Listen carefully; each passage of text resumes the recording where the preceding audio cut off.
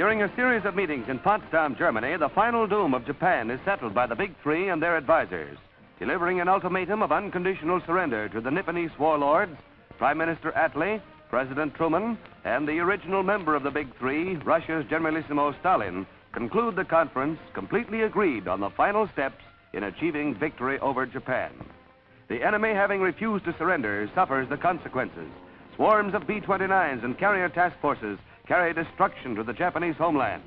These and the following scenes of the opening of the final assault on Japan were photographed by newsreel, Navy, and Signal Corps cameramen.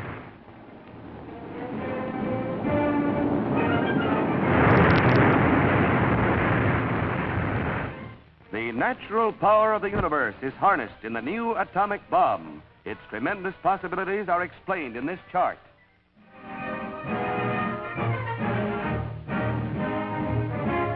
The mightiest, most destructive bombs yet produced, such as England's terrifying Grand Slam, weighing 11 tons, are puny midgets compared with the new atomic wonder.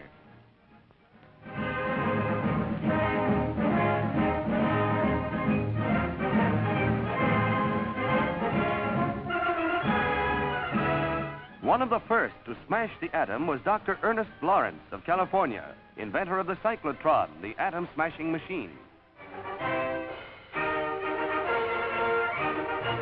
With global war, the government stepped into the picture. General Groves, head of the project, teamed up with Vannevar Bush, government director of science and research, and with Dr. Richard Tolman, technological expert. Seeking for the best base material to carry atoms, hundreds of prospectors ranged the province of Alberta. Scientists made uncounted tests before deciding on uranium, which contained atoms easiest of all to crack. $2 billion went into research and plants, such as this one at Richland, Washington. One of the world's most closely guarded secrets, the atomic bomb process was developed in widely separated areas. Even the thousands of men and women working on the project had no idea of the staggering energy they were to release.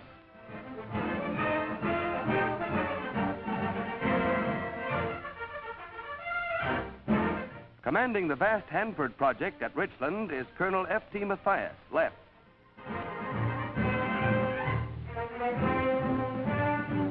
Located at Oak Ridge, Tennessee, near TVA, one of our biggest sources of water power, is the largest of the 3 atomic bomb plants.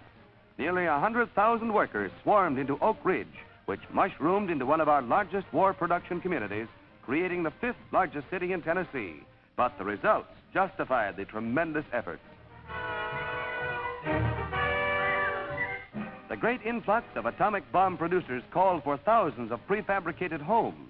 Hundreds more families arrived, and failing to find other accommodations, set up housekeeping in Trailer Town.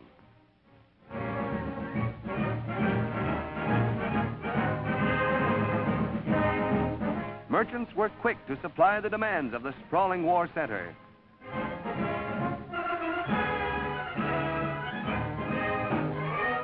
The final blow. While the first atomic bomb was wrecking the Japanese city of Hiroshima, the Russians joined the United States and Britain in the war on Nippon. The vast might of the huge Red Army drove on the harassed enemy.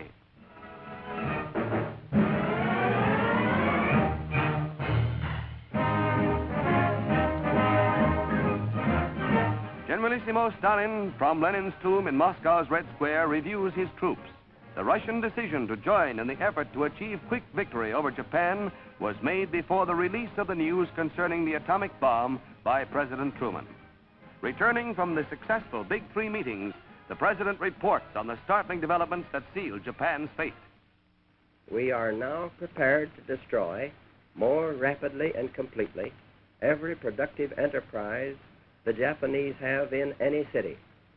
We shall destroy their docks, their factories, and their communications. Let there be no mistake. We shall completely destroy Japan's power to make war. It was to spare the Japanese people from utter destruction that the ultimatum of July the 26th was issued at Potsdam. Their leaders promptly rejected that ultimatum. If they do not now accept our terms, they may expect a rain of ruin from the air, the like of which has never been seen on this earth. Behind this air attack will follow sea and land forces in such numbers and power as they have not yet seen, and with the fighting skill of which they are already well aware.